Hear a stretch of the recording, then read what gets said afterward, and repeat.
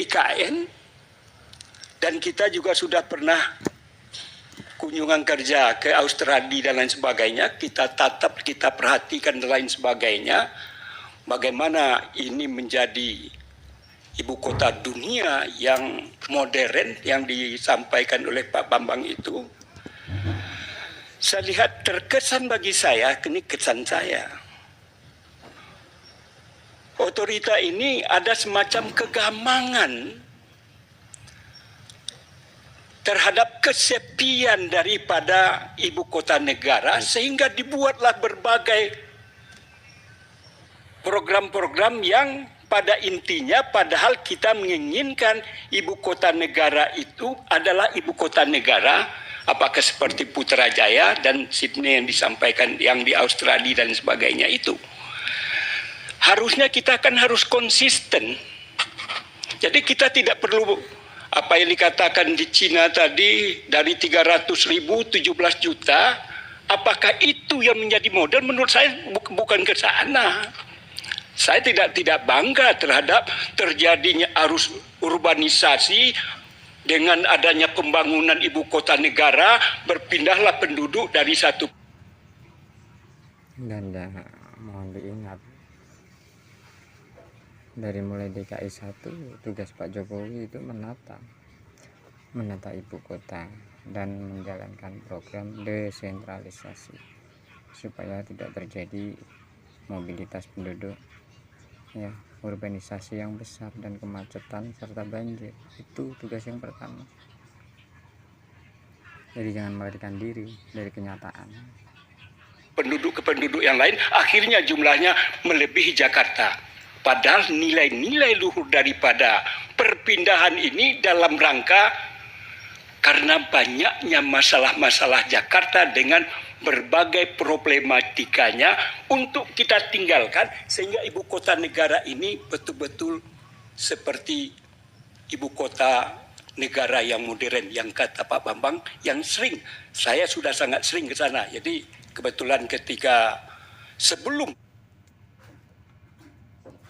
dibangun, kita dengan helikopter melihat dari Yano, belum ada sentuhan apapun daripada pembangunan. Oleh karena itu, ini ambivalensi ini perlu ketegasan dari Pak Bambang untuk menegaskan, tadi dikatakan masalah Cina dan lain sebagainya. Kemudian adalah di halaman Hebat, sungguh luar biasa pemikiran anggota DPR dari fraksi Partai Amanat Nasional Dapil 2 Sumatera Barat tentang urgensitas pembangunan IKN dan tentang urgensitas pemindahan permasalahan yang terjadi ketika Presiden tidak mampu mengatasi permasalahan yang ada di ibu kota negara Jakarta. Apakah itu akan terulang lagi di Kalimantan? Itu yang jadi pertanyaan. Lanjut.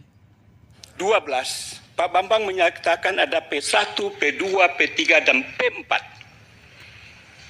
Yang ingin saya pertanyakan dan saya dalami terhadap P3 dan P4 ini adalah pemindahan. Kita memang mempertanyakan, memperdebatkan tentang istilah otorita ketika di Pansus.